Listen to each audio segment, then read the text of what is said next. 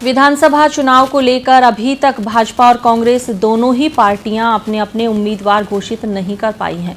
वहीं उम्मीदवार घोषित नहीं होने पर अब विभिन्न पार्टियों के लोग अपने अपने प्रत्याशी के समर्थन में बैठक का आयोजन कर रहे हैं।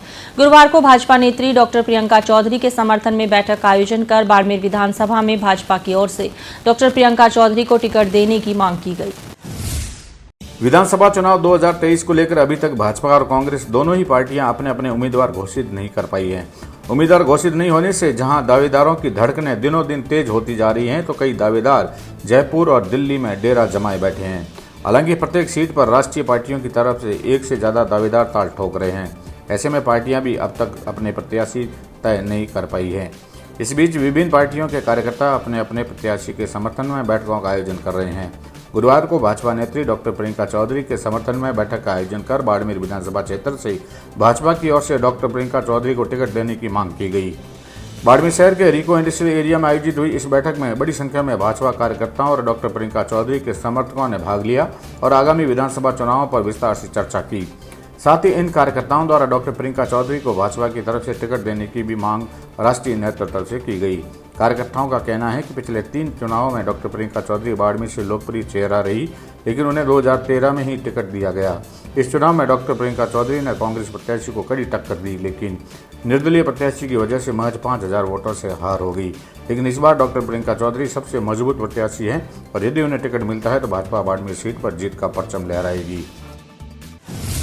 के अंदर बाड़मेर विधानसभा का नाम घोषित नहीं हुआ और सेकेंड लिस्ट अभी आने वाली है, उसके अंदर बाड़मेर विधानसभा का नाम घोषित हो और नाम डॉक्टर प्रियंका चौधरी का हो। हर बाड़मेर विधानसभा का कार्यकर्ता यही चाहता है कि बाड़मेर से डॉक्टर प्रियंका चौधरी को टिकट मिले और सभी ने एक माहौल और एक उत्साह सबके अंदर है। पहले चुनाव था सांसद का, माननीय कैलाश चौधरी को जिस प्रकार से भारी मतों से जीताए थे, उसी प्रकार से हम बाड़मेर विधानसभा से और बाड़मेर की सभी सीटों पर भारतीय जनता पार्टी को बाड़मेर से डॉक्टर प्रियंका जी को टिकट मिले तो सभी सीटों पर इसका प्रभाव पड़ेगा। दावेदारी करने का सबका अधिकार है, सब अपनी अपनी दावेदारी करते हैं और टिकट एक को मिलती है। लेकिन इस बार जो बाड़मेर विधानसभा से कार्यकर्ताओं जो मानस है वो डॉक्टर प्रियंका चौधरी पे है और डॉक्टर प्रियंका चौधरी ही जीतेगी। यहाँ 36 कौम के जनता एवं कार्यकर्ताओं की मीटिंग रखी है बाड़मेर एयरपोर्ट पे।